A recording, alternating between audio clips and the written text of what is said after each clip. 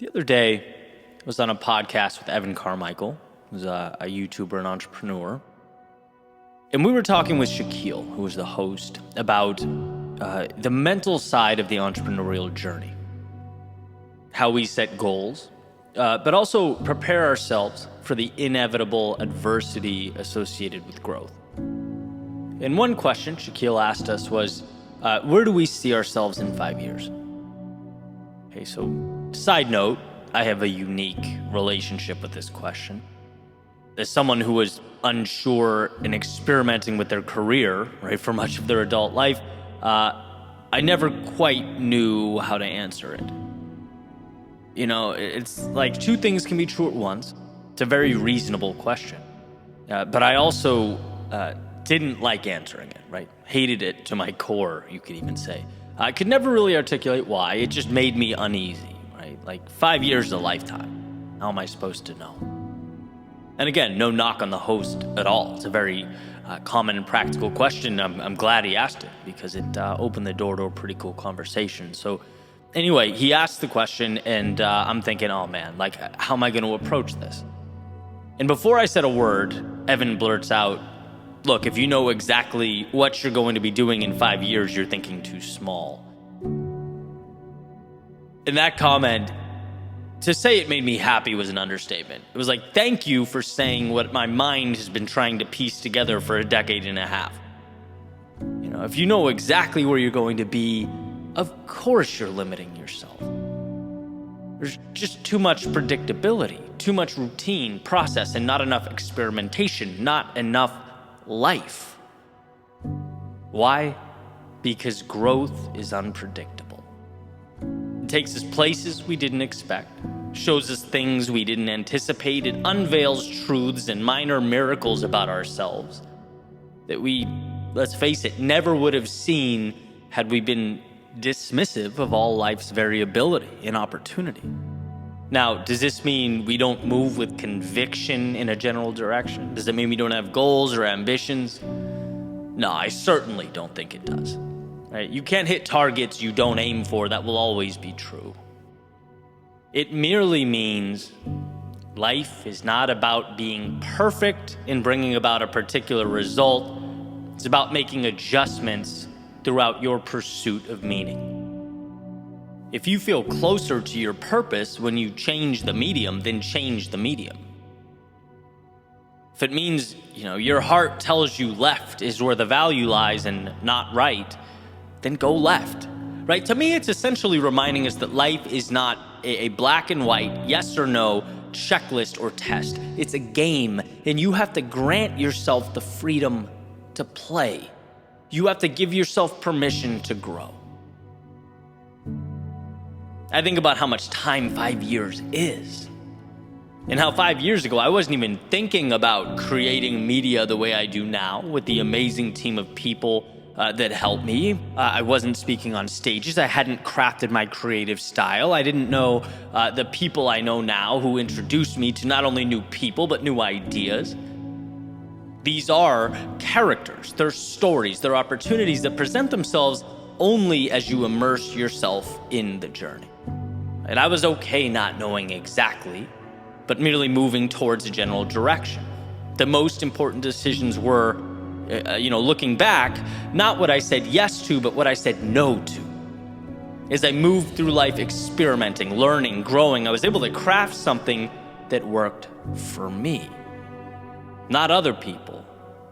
Not what's in books. There's no roadmap. No, it's an experiment. And this is more of the reassurance I would have wanted during those years from an older version of myself. Like, it's okay to not know exactly where you'll be. Just promise yourself this.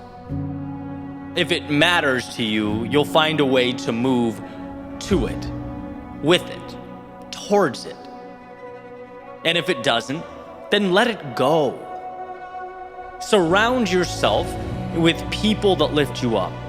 And if they don't, let them go. You'll hear a lot of talk about the right way to do things, especially in this information age. Those ideas and decisions may have in fact been right, but they also may be wrong for you. Try, test it out, and if not, let it go. The experiment that is your life is the reward. It's a luxury. It's such a beautiful ride. Don't box yourself in because of some made-up theoretical plan. Don't avoid the path to a new world because I checked my list and this doesn't line up with where I said I'll be February 23rd, 2028. Nah, go live your life. Do your best to exist in that place, the intersection of what you love and what adds value. Let it bend, let it transform, let it teach you things about yourself and the world. There aren't correct ways to live, but I think there certainly are some wrong ways. And that's time spent out of obligation, adhering to a story that means nothing to you. Push. See what life gives back. Your footsteps in the aggregate will reveal truths and tell stories you could never have even dreamed up. It's in going that your book is written. And just a friendly reminder, people don't read books for the last page, the ending. No, they read them for that stuff in the middle, right? The journey. So next time I'm asked what my 5-year plan is, I'll probably say same as my 10, 20, and 30-year plan. I don't know. But I can tell you, I won't lose sight of that North Star, the one that calls my name. But at the same time, I won't be afraid to wander into the night. Dance in the moonlight, even get lost in the shadows from time to time. Growth is directly correlated to one's willingness to push forward into the dark. And into that darkness we shall go.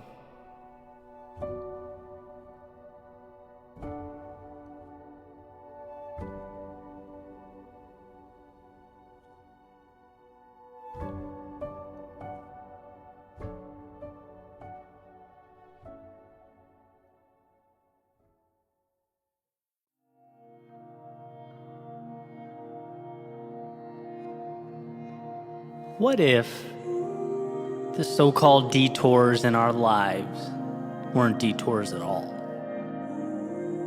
What if they were the way?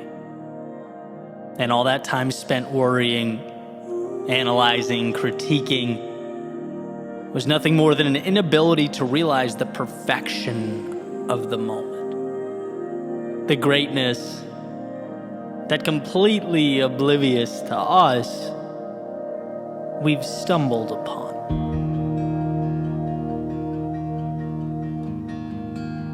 Sometimes we can fall into the trap of looking at life in a way that I believe is too linear.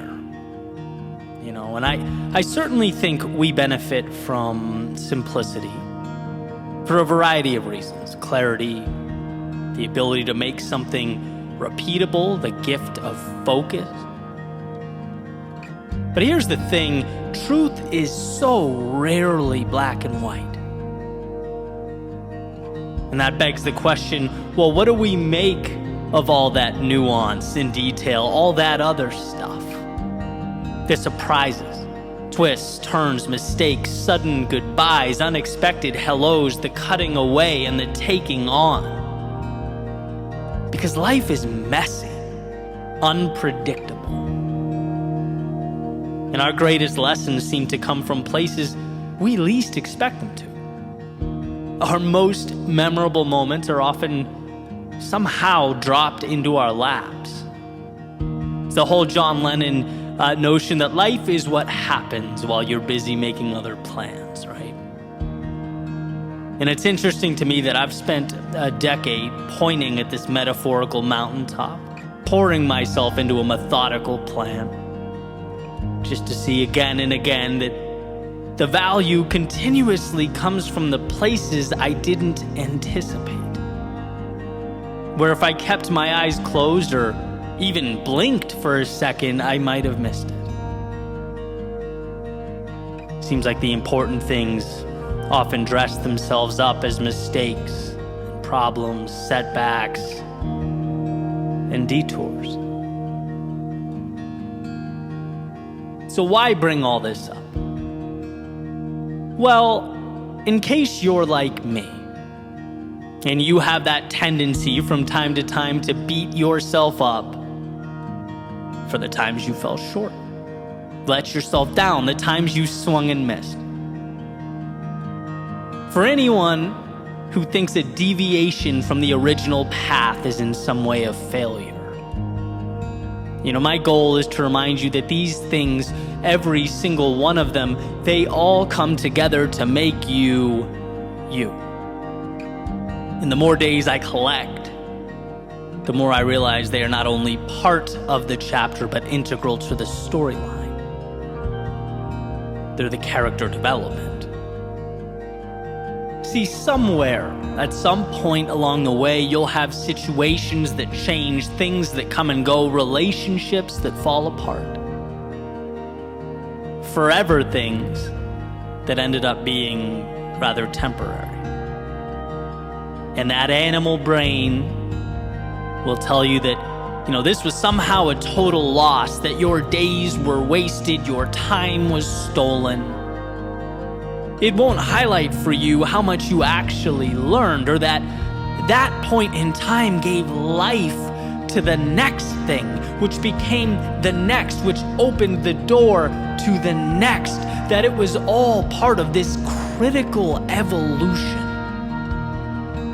The thoughts you think, wisdom you now hold, none of that is ever realized without you having taken the path you took.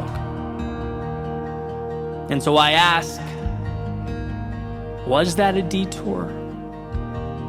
Or was that you being exactly where you needed to be? Then there will be ideas. The ones you thought you had ironed out, nailed, hit out of the park, the plans that would change the narrative, rewrite the story. But ultimately, time just wouldn't allow them to live up to that potential. And they'll fade away and leave you no choice but to pick yourself up and move on. And your pride, your emotions will absorb all that and tell you, hey, it was all for naught. Another failure, a giant L. They won't show you how learning to brush yourself off and start again is a muscle, a skill, and that being as all people fall, the ones who never learn to get back up are at a tremendous disadvantage in life. They won't explain that you're more courageous now than you've ever been up to this point in time, that depersonalizing our miscalculations and carrying on, well, it won't just help you succeed, it will be the reason you do, the X factor, the wind beneath your outstretched wings. And so I ask, were those miscalculations detours? Or were they the wisdom that you needed more than anything else?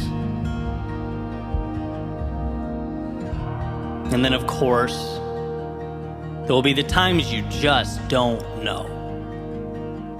Perhaps these are the hardest, stuck, unsure. And it's bad enough that you have no idea. But then you look around and it always seems like everyone else has it all figured out. Everyone else has it down. At least that's the message, our brains like to create. You're alone in this. This is all you. It doesn't tell you that in reality, no one knows exactly where they're going or what they're doing. And the ones who think they do are very often redirected, and for good reason, as is the entire point of this message. Right? It doesn't tell you that you don't find yourself until you get lost.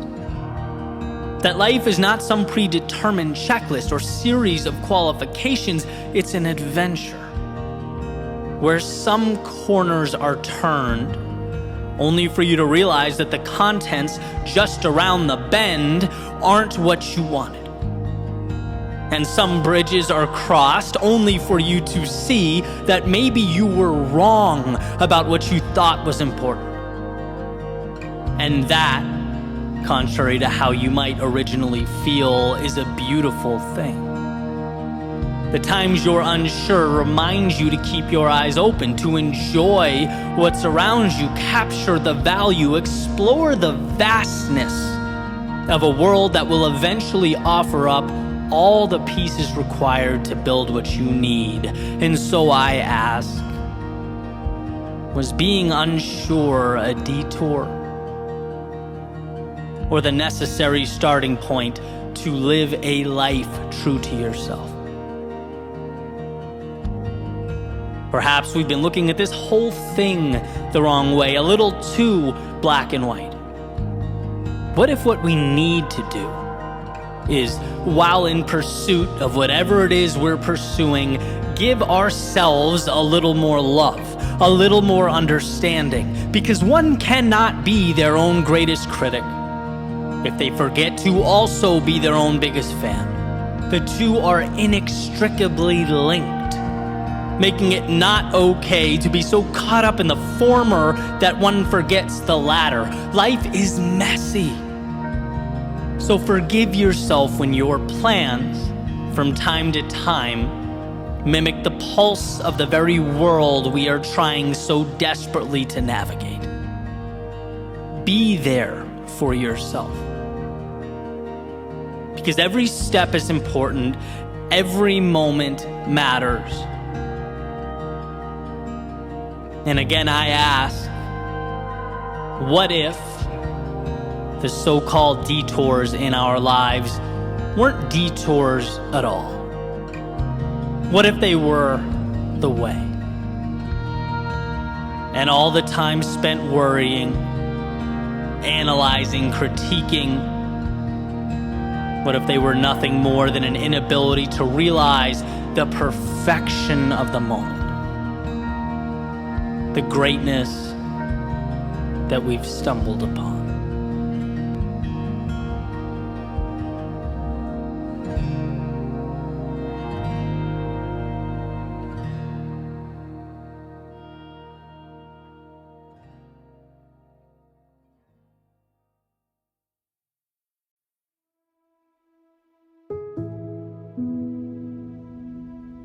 Recently, I was thinking about something a friend of mine named Tom told me a few years back. He owns a company in Oklahoma City and was telling me about how someone he'd hired essentially stole from him. And the first question that came to my mind as he was telling the story was, okay, what are you going to do about it?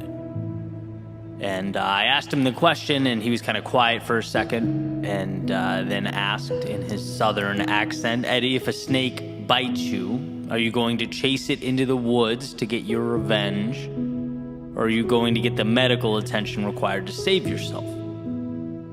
Basically, are you going to focus on the past? Or on what to do from here forward, right? Basically, he cut ties with the person, but had moved on. Was already thinking about next steps that were best for him, his family, and his business. And I can tell you, since hearing that, it's become an incredibly valuable idea in my life. Especially as you realize that there will never be a shortage of problems. You do what you can to avoid them. You try to steer clear when possible, but adversity will always be a factor. It's about knowing that and stepping into it regardless. It's something that's always intertwined in our development. And I find value in asking myself, is this action I'm about to take conducive to my growth and my happiness? Or am I just chasing snakes? Does this just feel good in the short term because I'm angry or I've been wronged or something along those lines? especially since most harm inflicted on others derive from incompetence, not malice, and I truly believe that.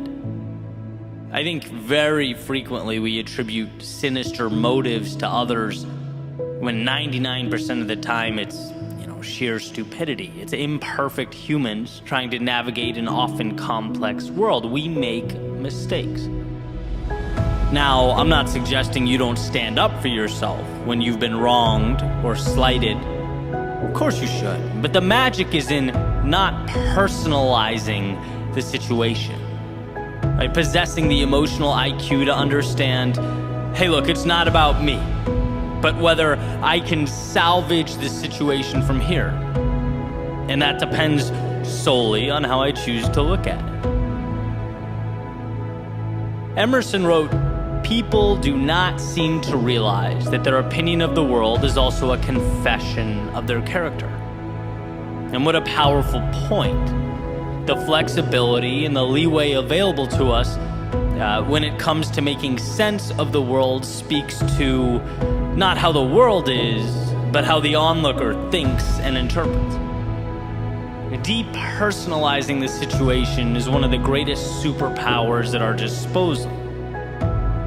When you're angry and accusatory, you will, as Tom put it, end up chasing snakes. You'll end up breaking things that will need to be rebuilt and uttering words you'll wish you'd never spoken. But the 5 seconds required to pause, to collect yourself, and realize that you're in control is everything. The ability to see the person, the situation, or the world not as an adversary stacked against you, but as an inevitable challenge that must be managed.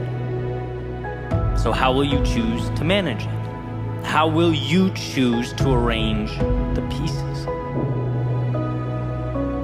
And by the way, I'm fully aware a constant theme for my speeches and podcasts and videos is the act of pointing not out at the world, but in at ourselves. My responsibility, my fault, my problem to deal with. I understand just how heavy that is, how hard that can be. Especially when deflecting blame often feels like it would just be a tremendous weight off of our shoulders, when revenge feels like the easy, intuitive move. But again, it's short-term relief. To truly grow, to find the calm and happiness and meaning we long for, it's the internal relationship with ourselves that matters most. It's the ability to say, I may not have created this, or even, I may have made the mistakes that brought this to life, but I can't fix it until I look at both the situation and my own reflection and proclaim it's mine now. Let the past be the past.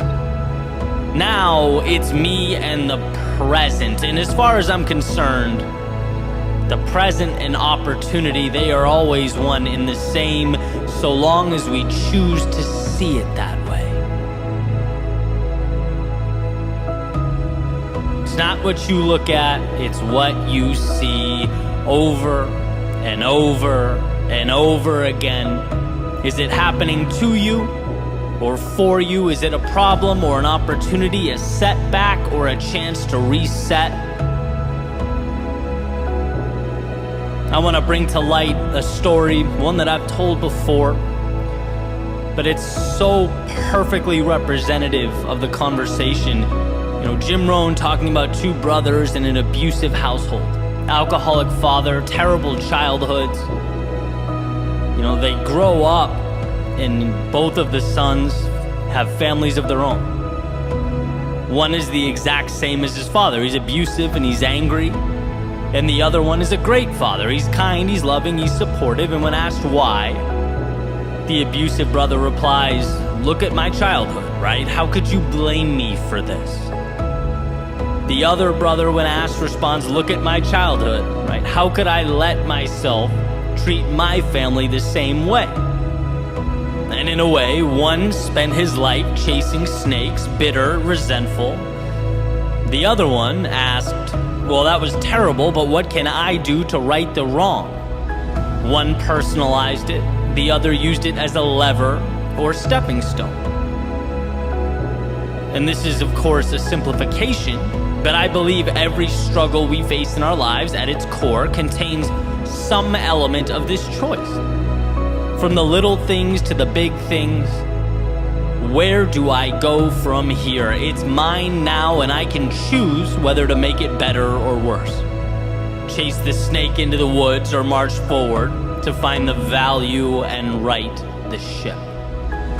Remember that when it's hardest, when you least want to.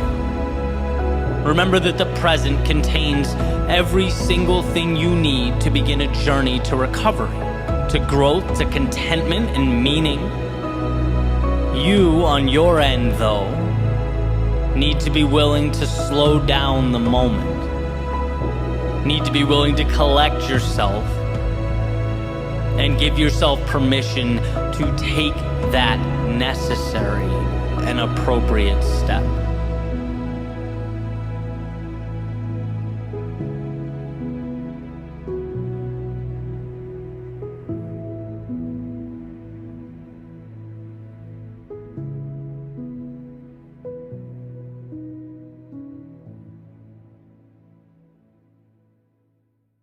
What if there was one mental shift you could make that would completely transform your life?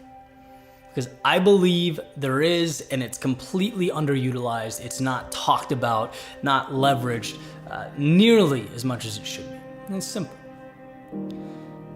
We have so much more control over our lives than we think we do. Every single one of us, everyone watching this, operates with some semblance of a learned helplessness in their lives. Some things that we've accepted as just the way they are. Maybe we're not happy about it. It doesn't invigorate us, excite us, doesn't do anything for us, but it's life. It's the way it goes, so we'll leave it be. And I think if we train ourselves to identify those things and realize we're capable of changing them, life completely transforms. It's just giving yourself permission to do that. Jim Rohn has a quote where he basically says, and I'm paraphrasing, but we often can't control our circumstances, can't control the seasons, can't control the wind, but we can change or control ourselves. And that's where the value is. Life is an inherently unfair place. Right? We often can't control our backgrounds or the things that happen to us, the things that surround us, but the strength and the gift that we have is the ability to change things now. We can make things better now. Everyone can. The question is, will they? Right? And that's where the whole locus of control thing comes in. It's like, it's hard, man. It's hard to look in the mirror and say, this is on me. This is my fault. This is my responsibility. But I can tell you with complete certainty that once you do, you get something that you never had up to that point, which is upside, right? You get to experience life. There's this human tendency to want to avoid pain more than we want to pursue pleasure. More than we want the best of life. We'd rather avoid the worst of life. And that scarcity mindset keeps you contained. It keeps you in one place. I guess it inhibits your ability to see that life is malleable. I came across a study where basically researchers gave these people in long-term relationships journals and said, hey, for this amount of time, anytime there's a conflict or fight or anything, document in your journal whether you apologized or took control of the situation, how did you handle it?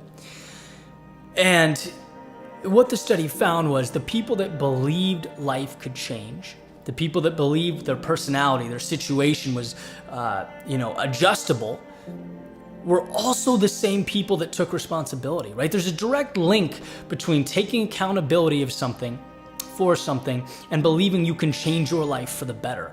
They go hand in hand, and it makes perfect sense because you can't control the car from shotgun, right? If you're riding in the passenger seat, you have no control over where that thing's going. You could sit there and look out the window, put your feet up. You don't have to worry about getting there or navigating, making the right turns. Sure, you get that stress mitigated.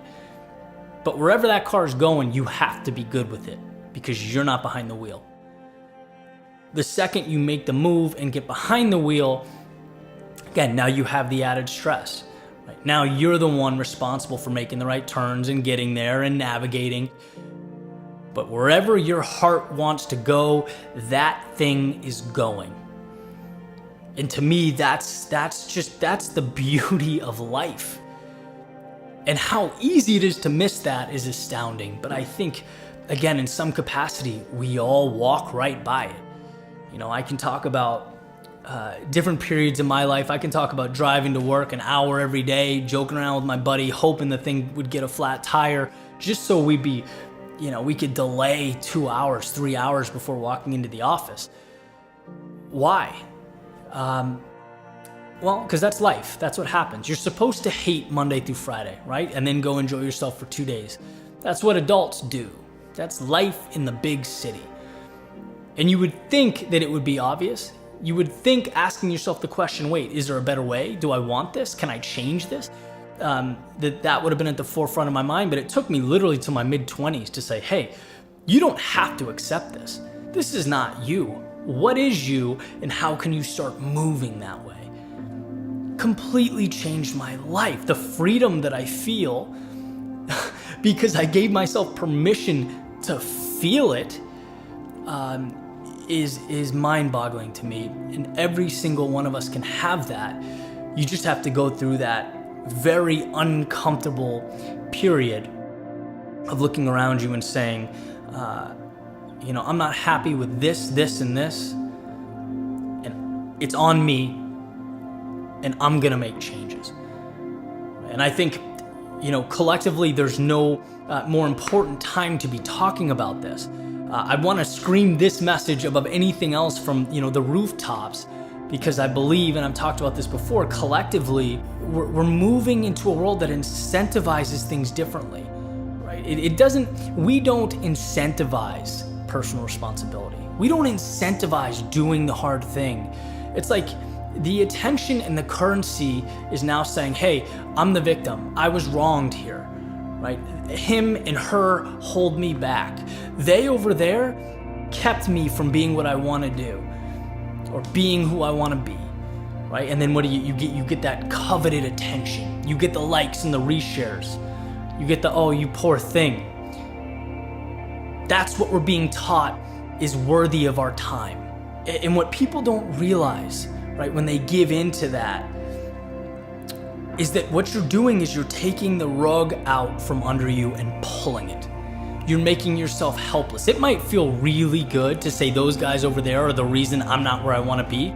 It might feel incredible in the moment, but it makes you powerless because you cannot fix it. You're perpetually riding shotgun. And you cannot be happy riding shotgun. You cannot be happy because you're not in control. You cannot be happy because you're building a world and a life of learned helplessness. And I understand, I always want to emphasize this, that we are not the same. Every single human being has different abilities, different backgrounds. Humans are different. We're not all dealt the same hand, right? But every single one of us has the same right now to do something with. And that's where I think that sort of tough love message needs to come in. Don't fall for that, that brief moment of satisfaction to be able to get patted on the back pointing at somebody else. You're doing yourself a disservice. Always doing yourself a disservice. To win, you have to look yourself in the mirror, ask the tough questions, identify what you want, and start moving towards it because you're capable. You're capable of making that change. One of my favorite stories, and this was a light bulb moment for me very early on in my entrepreneurial career, was someone I was doing business with pointing out my limitations. Pointing out that I had, this sort of learned helplessness when we were doing business transaction, incredibly successful, established guy. And, me being new in the field, it was just like, this is great, this is awesome. I just want to chat, right? I'm excited to work with you. I don't care, what I charge you, right? Let's just be in the same room. And him being like, if that's how you value yourself, Eddie, that's how the world will value you. Right? You're operating here because you've learned that here is right, or where you need to be. You're not even thinking about, quadrupling your income, growing your company. You're not even thinking about what's out there because you're playing so small. You've accepted this as life.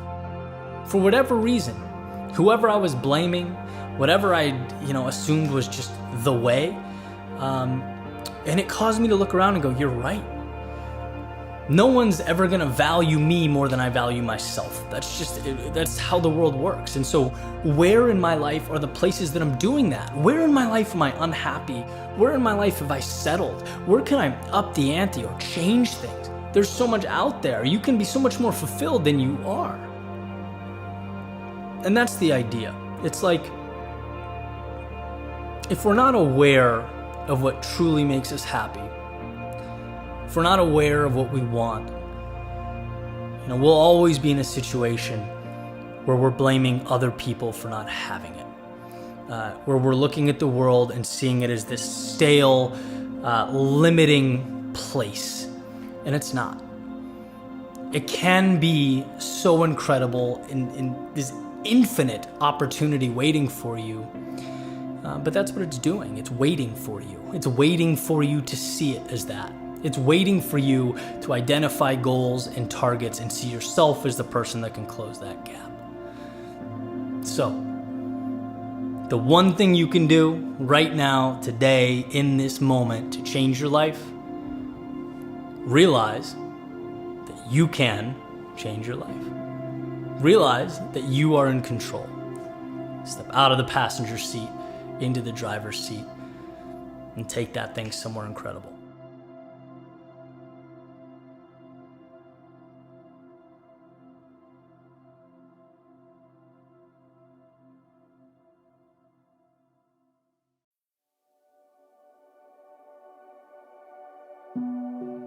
Relax, you're here. That's a clever little sign hanging above the sidewalk, right at the border where Pompano Beach turns into Lauderdale by the Sea.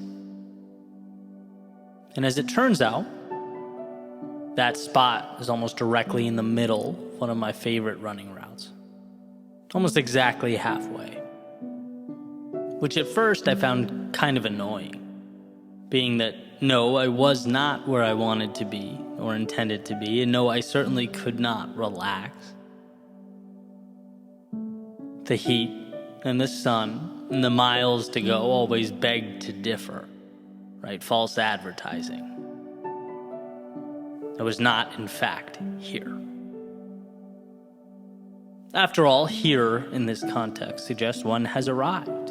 And how can arrival feel like missing pieces and unknowns? How can it feel like so far to go?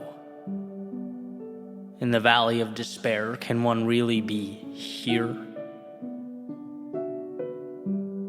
But the more and more I took that route, the more the little sign became a landmark in and of itself. Something that I looked forward to, its own little destination, a point in which I could both look over my shoulder and realize how far I've come, as well as find reassurance for the journey ahead. It was a manufactured pat on the back, a change in narrative. Because here's the deal, it's easy to feel lost in the middle. It just is. It's easy to feel empty-handed after days or months or years. It's easy to fall into the trap of never enough. But if you step back and adjust your perspective, you see it for exactly what it is. A beautiful process. Here doesn't have to be the predetermined destination. Here can be the culmination of all the steps it took you to arrive at the now. Here can be the lessons learned along the way. It can be the reassurance that while you're not done, you've overcome every obstacle up until this point, and there's no reason to think you won't continue that pattern moving forward. So relax. You're here. Perhaps here being a place of trust. The ability to look in the mirror and sure, see your opportunity areas, but way more importantly, see your brilliance, your tenacity, your courage. After all, when armed with those traits, it doesn't matter where you're dropped off at or placed. There's no finish line that's too far away, no mountaintop that's beyond you. Where you end up in the game of life will be directly correlated to the level of trust you have in yourself to play. So relax. You're here. Maybe here being that point where you can make the leap you've always wanted to make. Where you can feel confident that the unknowns don't stop you, they inspire you. Where you see the past as proof that your limitations exist only where you decide they do. And here is not a wall or a barrier, but a springboard to the next great adventure. Where you find that spark of inspiration to push against life and see what comes back. To test the waters, ride the wave, that self-identified beginning that lights a fire in your soul. So relax. You're here. Maybe here being the point where you realize you've been selling yourself just a little bit short. Where the image of yourself that you've created in your head is lacking. The metaphorical shoes you've been wearing have been outgrown. And here is where you change them for something that better suits you. Where you make a contract with yourself to endure the growing pains and the discomfort, where you willingly pick up the pace in exchange for that adrenaline rush associated with leveling up. The excitement of the wind on your face, the increased speed opening up your mind to the realization that you haven't even scratched the surface with regard to your potential. And that alone is a gift. So relax. You're here. Maybe here is a reminder to simply enjoy the now. To stop thinking only about what's down the road and look around. To realize that the future is just a fantasy about what might come. And the past is a retelling of stories that have already occurred. Making your experience on this planet only right now. A culmination of right now stacking up to comprise your entire life. And while the destination is the purpose that pulls you through, the very idea of a destination is essentially trading a current right now for a future one. So maybe look around and enjoy what you have. Appreciate the moment in all its glory. Relax. You're here. See, whatever here means to you, it's essential that we know, even in the heart of the storm, the chaos of battle mid-journey, that you have everything you need. Not just to survive, but to adjust and re-examine, to identify what means the most to you and follow that like your life depends on it. Relax, you are here. Here being the inflection point that separates the past from the future. that cuts your negative self-talk and those self-imposed limitations down to the nothings that they are. For me, that sign and its message have become a reminder of the duality of life, the tightrope that I have to walk between chasing down the dreams that pull me out of bed every morning and simultaneously cherishing the moments that comprise the journey. Sure, it's the halfway point of my run, and sure, I have ways to go. Sure, celebrating now would be counterproductive, but breathe in. Look what I get to do. Look where I am. Look what I have. They say we live not for the destination, but the journey, and I think that's right. I think in a way, the finish line might just be the excuse we give in order to experience the steps that take us there. It's the chase, the pursuit, and so relax, you are here reminds me that I'm in the thick of the good stuff. Ed Helms, at a commencement speech, quotes his character from The Office, Andy Bernard, as saying, "I wish there was a way to know you were in the good old days before you've actually left them."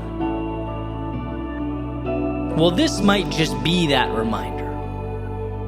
Grow to something you've yet to become, but with everything you have, appreciate who you are now.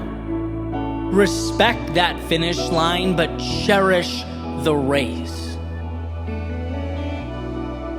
When the time comes and we've reached the end of our days reflecting back, I think there are two successes that I'll identify as I'm reminiscing. First, I don't want to look back and feel regret for a lack of courage. I don't want to wish that I'd been bolder in pursuit of my dreams. No, I want to accomplish the unthinkable, capture the unobtainable. But second, I also don't want, when reflecting back, to realize that I never looked around and enjoyed the ride. That I didn't know what I had the entire time. That when things felt like a lot, I forgot that a lot was in and of itself a gift. So when the pressures of life seem to consume us, the expectations overwhelm us, the story disappoints us, let's find the time to pause, take a breath, and relax, because it just might be life's way of telling us that we're here.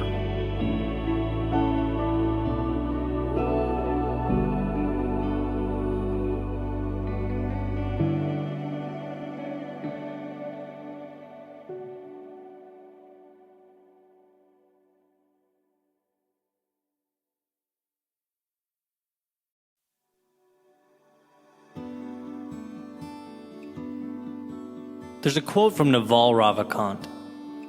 He says, "The closer you are to the truth, the more silent you become inside." Found that interesting. Got an email recently from someone asking for my thoughts about their being overlooked for a promotion at their work. They say that they're dedicated, they work hard, they show up and execute. So what does the act of being overlooked mean? Well, like so many things, it's contextual, but let's play with it, right? What does feedback ever really mean? It means what you decide it does. Here's how I see the act of being overlooked, as this person expresses. Let's look at it as an iceberg, that rejection as a floating block of ice in the Atlantic, and the top, the piece that's exposed and above water, the smaller piece, is your chance to look around and self-reflect, to ask why. Where are the places I could strengthen myself? The gaps I could close and the spaces I could occupy? You know, disappointment It causes us to self-reflect, and that can be a valuable thing. There are often tangible, quantifiable reasons we didn't hit the mark, and I think that top of the iceberg is our recognition that we have things to do, places to go, and what better a time than now to start moving in that direction. Now, the part of the iceberg underneath the water, supporting all that, there has to be a foundation of self-belief, of self-trust. Not only a hardness and understanding that you are not defined by rejection, but also a certainty that things will work out. That you might have to stumble, fall, even aimlessly wander for a set period of time. But when your focus is on a particular North Star and you are serious about it, committed to it, you'll find a way. And being overlooked in any capacity is not defining, because right now is not an end. You decide where the end is. And there just so happens to be a lot of space between that point and where you stand now. The vast majority of an iceberg exists under the surface, and that's valuable here because I believe that the differentiator when it comes to success and failure is how one internalizes the process and their place within it. If you know you're going to succeed, if you are confident in yourself and who you are, then the little wins and losses along the way tend to mean less. Getting overlooked in any capacity is a nice little bit of feedback, but in the grand scheme of things, it doesn't hold the weight we tend to give it when we're less sure of ourselves and the process. So let's get back to the quote. The closer you are to the truth, the more silent you become inside. Well, here Naval is stating in one of his podcast episodes that the wiser someone becomes, the more quiet or stoic they become. Referring to the character that I allude to all the time in this podcast, the loudest person at the table, right? Always talking or seeking attention. Often this character is overcompensating for something. And that's what Naval is, in my opinion, properly stating. But I want to hijack the quote a little bit, because I think this applies to our own mental chatter as well.